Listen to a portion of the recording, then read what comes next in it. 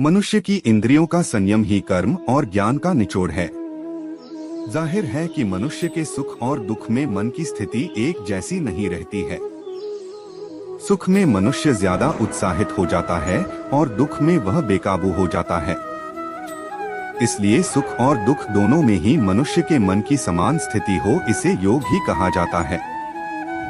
वहीं जब मनुष्य सभी सांसारिक इच्छाओं का त्याग करके बिना फल की इच्छा के कोई काम करता है तो उस समय वह मनुष्य योग में स्थित कहलाता है।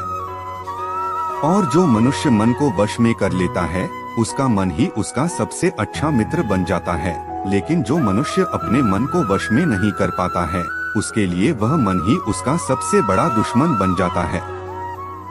वहीं जो मनुष्य अपने अशांत मन को वश में कर लेते हैं उनको परमात्मा की प्राप्ति होती है, और जिस मनुष्य को ज्ञान की प्राप्ति हो जाती है उसके लिए सुख दुख, सर्दी गर्मी और मान अपमान सब एक समान हो जाते हैं।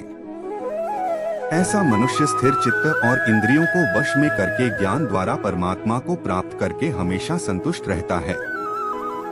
दोस्तों, ऐसे ही ज्ञान को पाने के लिए और पौराणिक कथाओं को सुनने के लिए हमारे YouTube चैनल कथा संग्राम को अभी सब्सक्राइब करें।